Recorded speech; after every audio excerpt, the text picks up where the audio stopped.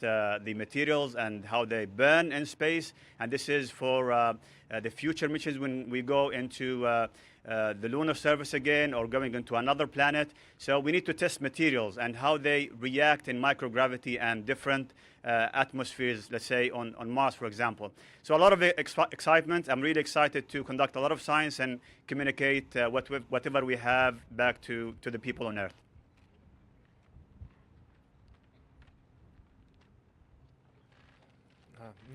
На российском сегменте также наши эксперименты мало отличаются от тех, что проводят на американском сегменте. Также у нас, естественно, есть совместные эксперименты. Но в целом это такие же эксперименты, которые можно поделить там на несколько групп. Это эксперименты, которые изучают, как космос влияет на человека, как космос влияет на различные материалы, которые находятся в космосе, исследования Земли из космоса, исследования непосредственно космического пространства. Ну, вот основные такие направления. Well, we have similar experiments on the Russian segment, and we also have joint experiments. And as I have already mentioned, we have more or less the same scientific program. And the experiments that we conduct on the Russian segment could be divided into several groups. Basically, we study how the space environment affects human beings, how it affects different materials in space, and also we do Earth studies and studies of the space itself. And this is more or less it. Thank you. Alrighty, we have time for about one more question.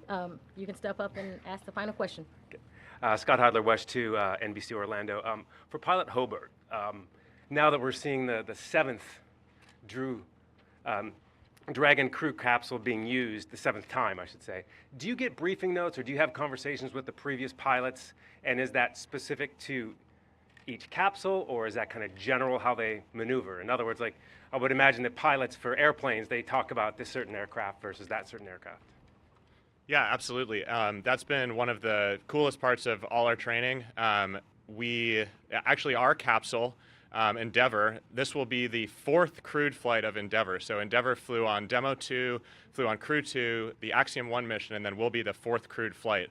But to get to your question, we have a chance to talk with previous crews that have flown Dragon, and it doesn't really matter which capsule we flew on. They're all operationally quite similar. And I think it's really interesting because, within the crew, we come up with our own, what we call CRM, crew resource management, and kind of figure out what works for us as a crew.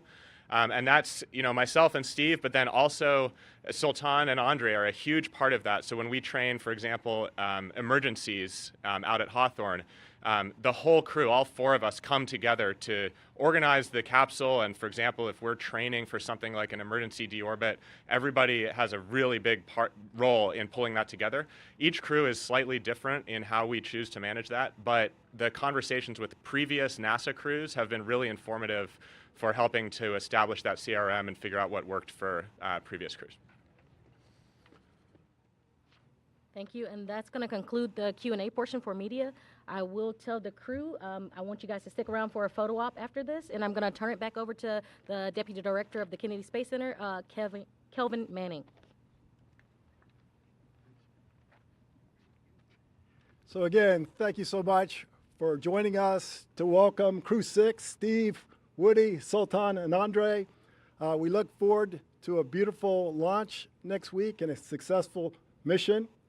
So until then, we say, go NASA, go SpaceX, go Falcon 9, go Crew Dragon, and go Crew 6. Thank you.